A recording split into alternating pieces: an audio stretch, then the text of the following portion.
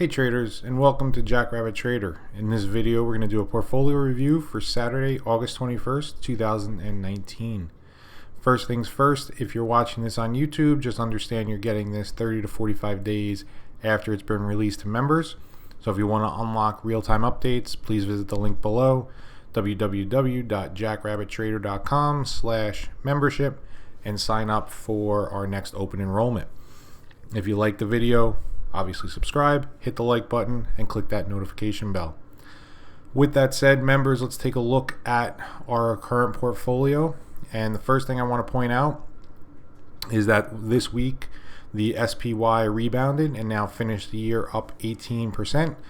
We are still lagging, up almost 12%, and that's really because we've taken so many profits in the last month or so as the market has been trending downward. So we're always going to miss these big rebounds that come off support levels just by the nature of how our process works. So we're going to look at now the market cycle. You can see that I changed it to slightly bullish, and the reason for that, if we head on over to our market cycle chart, you can see that I've indicated now a green market cycle starting on 8/29, and that is because we finally closed above the 21-day moving average. So we are bullish. We feel at this point that the path of least resistance is higher, but I'm only slightly bullish because we still don't have that 8-day crossing over the 21-day moving average, right? So we're still in a situation where we can quickly, as we have in the past, on the 19th and 21st, trade above it and then quickly get back below it without actually making a new 8/21-day crossover as we did back here in June. So when we get that crossover, then we'll go to full bullish. But as far as the actual SPY goes, let's take a look at the SPY. Let's first look at it on the daily chart.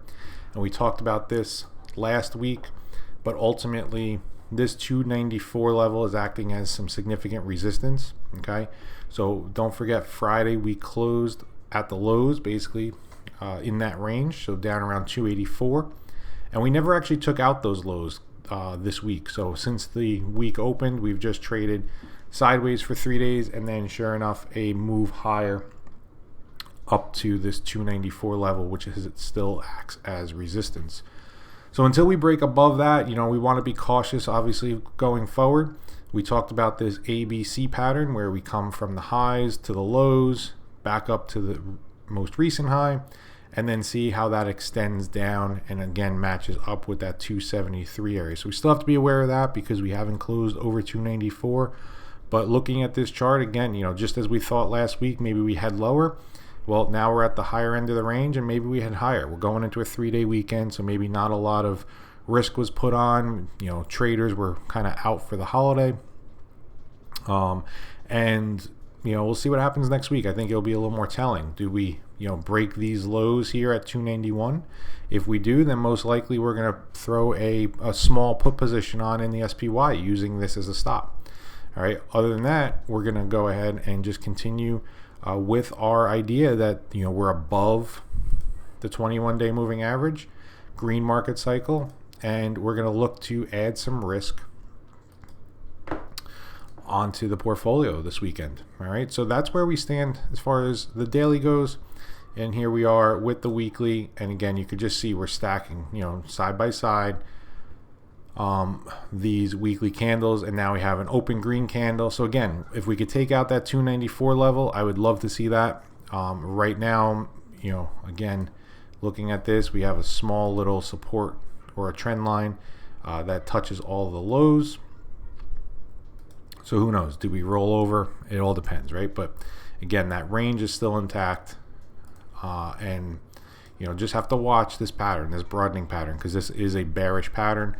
All right, and ultimately, I'm not predicting it, but we may fill in this triangle at some point over the next few years. But for right now, as I said, we stick with what we know, and that is not predicting the market. And right now, we're above the 21-day, and we'll look to add some positions. So let's go through our existing positions, and then we're going to go through the positions that I want to add, and I'll show you how to size those. And I want to just make sure that our existing positions are working, and that we don't have to do anything with those before we do that. All right, so let's get back over to those weekly charts. And the first one that's in our account is Adobe. Okay. So Adobe is, as we said, pulling back. We're still looking at that 270 level. I'd love to see, again, it hold over 283, but ultimately 270 is our stop. So nothing really to do here in Adobe. All right, just continues to trend sideways to lower. But for right now, again, we're really using that 271 area. ADP, all right, testing resistance. So this is a perfect example of, a stock that maybe is outperforming the market, or it definitely is outperforming the market, right? It's gone sideways as the market's gone lower. So these are ones we want to try and stay in, and this is the reason that we don't just dump everything when we feel the market is going lower. We want to stay in them and see which ones kind of show some relative strength, and which ones maybe then when the market does turn around can move. So for right now, still using that 162 level on ADP, and it looks like maybe we want to get a breakout. AME, all right, similar to the market, the last 4 weeks have just gone sideways, all right, and again using that 82 level as a support, but let's see what happens going forward. Comcast, another bounce this week, now trading closer to resistance than it was support. Still going to use that 41 level, but if we can get a push over, let's call it 45-ish, then I think we can trail stops to this 42 level and look to maybe add to that position. Hilton just continues to trend lower. All right, again, a nice organized pullback. All right, nothing crazy, no big candles to the downside. So really just churning and organized to the downside. Again, that 88 level is our stop. And finally, Raytheon. All right, just trading in this range between 187 and 173, and let's see which way it eventually resolves. We have this downtrend line in play, we have this uptrend, so at some point something's going to give, and hopefully going forward we could break 187 and make our run to 207 as we originally thought when we first took this trade on. So this week we also did close out, just to recap, we did close out of a few trades, all right, to close out the month. And here is our month of closing trades, and again that gave us a $1,700 profit, and that's with taking 3 losers in Honeywell, TSCO, and UMP. So let's just take a quick look at those to show those exits. All right, and of course, as I said last week, you can never time a good exit. All right, so Honeywell broke down. We got out at 157.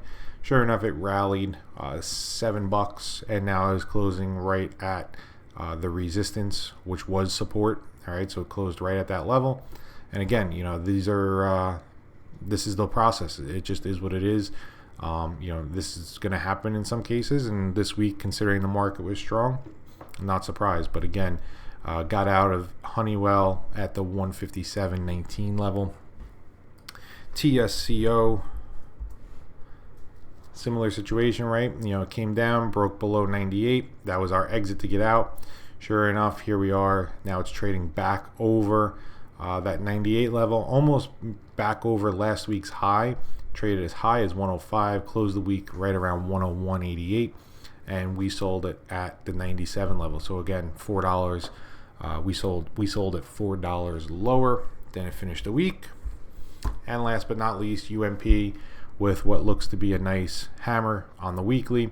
And we'll watch this, right? Because ultimately, if this trades back over 164, then maybe we can look to get back into it for a run back to the 178. But we got out around 161.28 and ultimately closed the week right around 161.96. So pretty much right where we sold it. And with those trades, as I said last week, those resulted in a $1,900 or $1,972 in losses.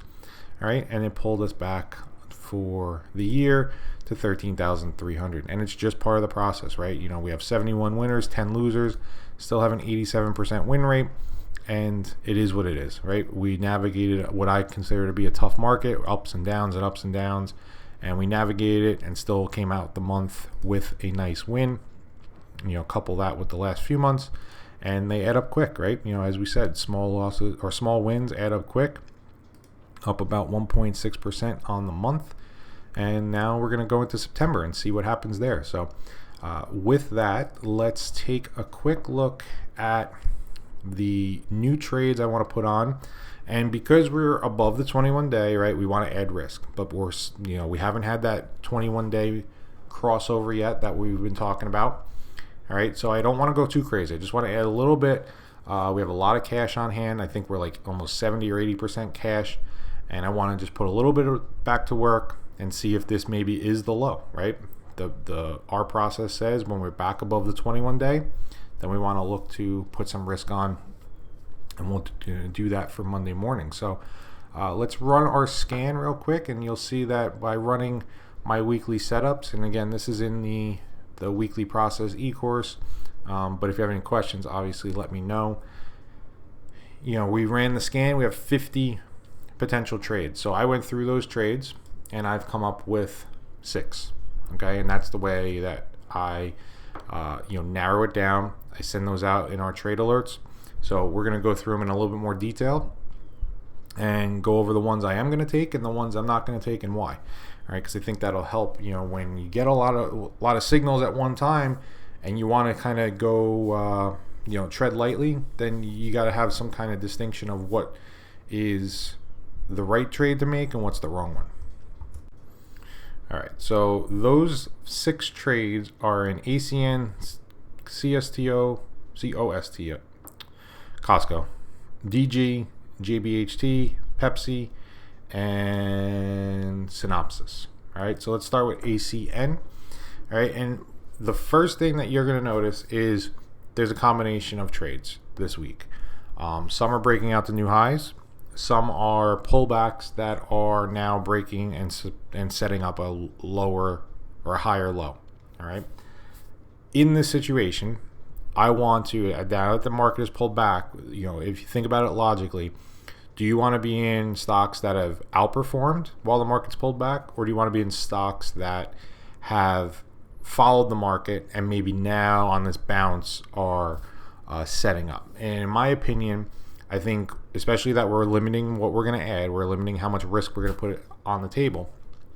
I think you really want to focus on stocks that are breaking to new highs. All right. So we're going to go through this. We'll go over that a little bit further as I get to a few of them, on those trade alerts. And that's part of the trade alerts, right? I send out what I see. All right. They're all potential options. Somebody can take any type of trade that they want to take.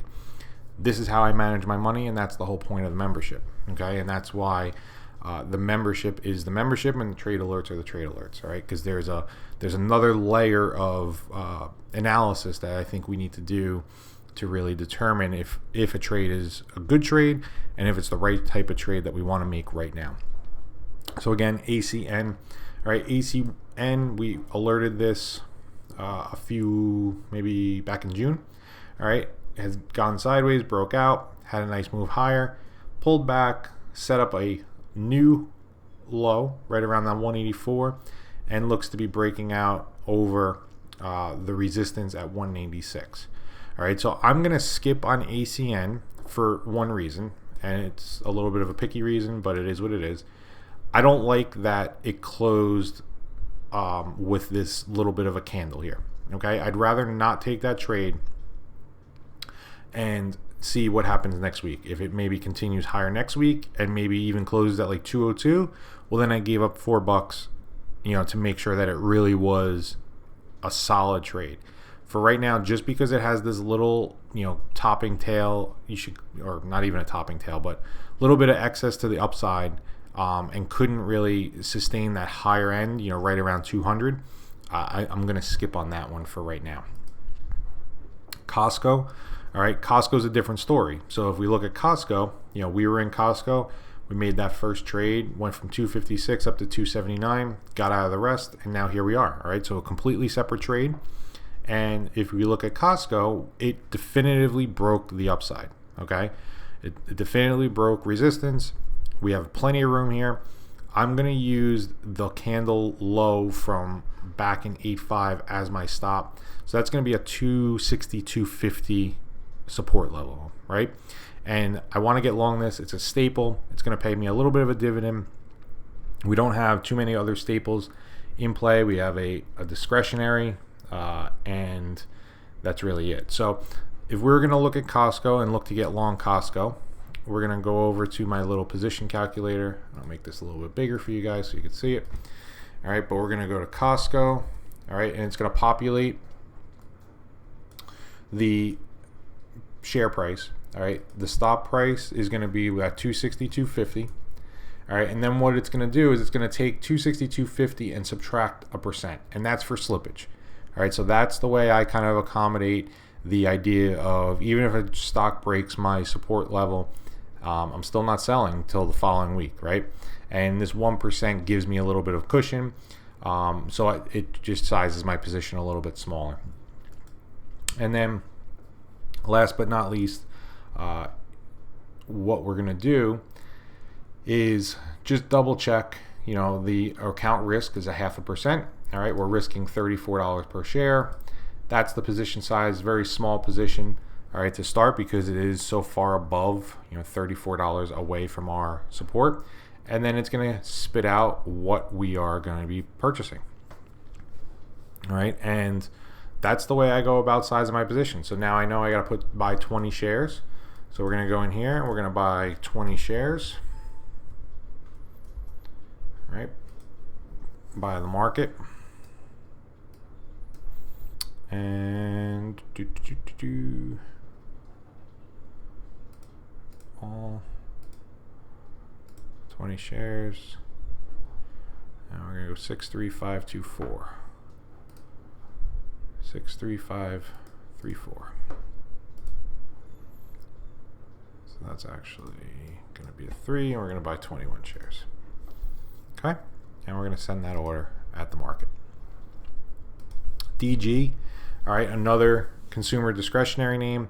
All right, this is one that has moved pretty far. All right, so again, in the interest of limiting the amount of risk we're putting at work right at one time, I'm actually going to skip this trade. Okay, I think it's a great trade. I think if it was where the market was definitively moving higher, maybe the market's breaking new highs, then this is probably one I would look to put on.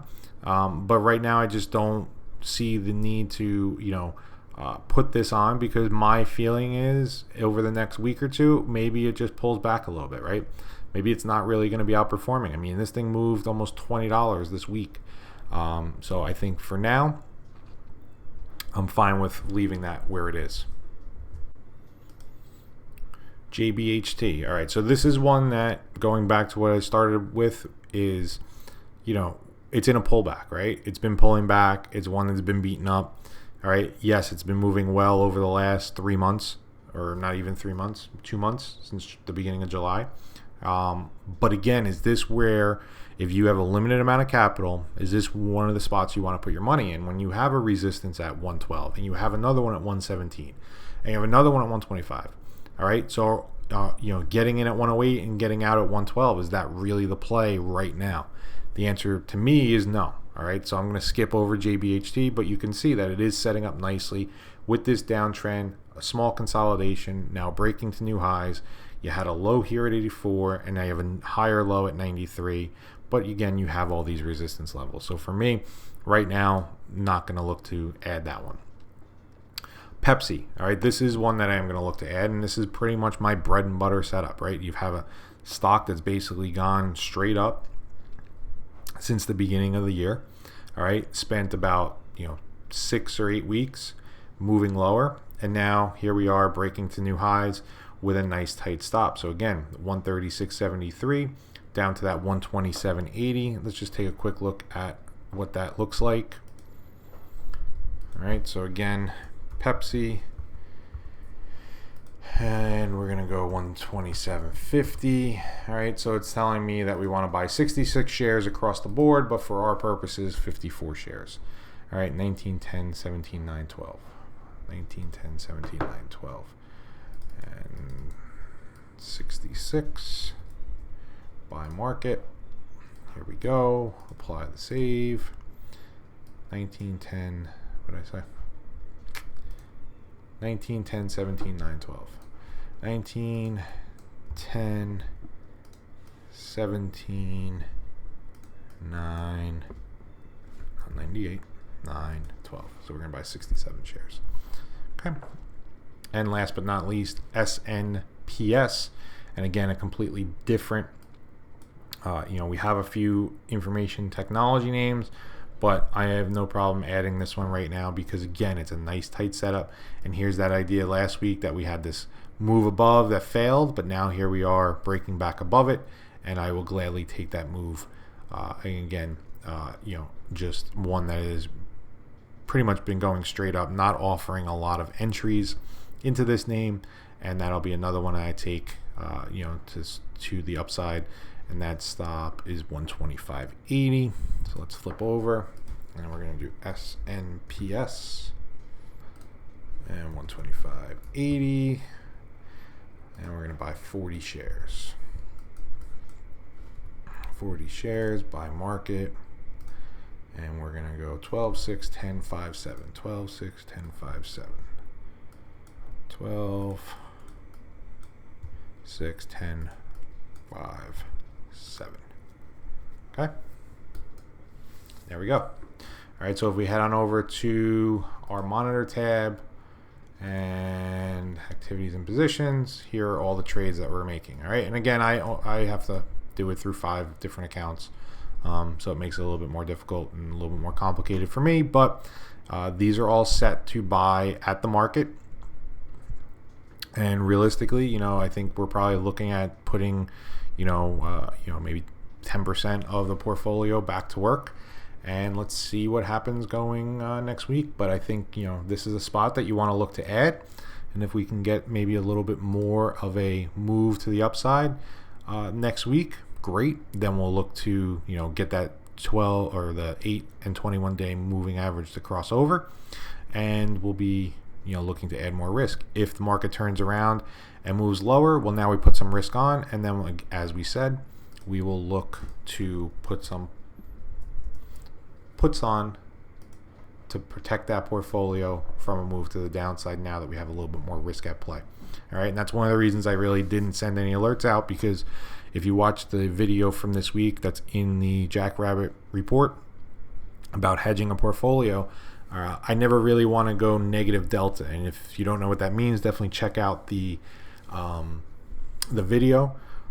But in this situation, because of 5 accounts, I could obviously put on a small position, but I just felt that where we were, having as much cash as we had, I didn't want to move the portfolio to net short.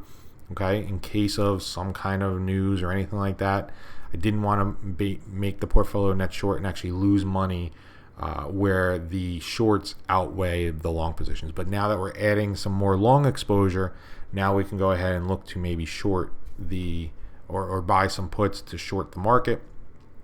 And that trade would be if we break under 291.25, similar to what we did back here in earlier last week, right? We had the move to the upside, and then we broke the lows, and we used that as our entry point, and our stop was up here, and then we had this big move lower. So I think if we're going to get a move lower, we would obviously see that first, and that would probably trigger us to add some puts on. But other than that, enjoy the long holiday weekend.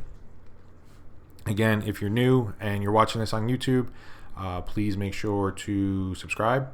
Click the like button, leave a comment, hit the notification bell, and we'll see you on the next one. Take care, guys.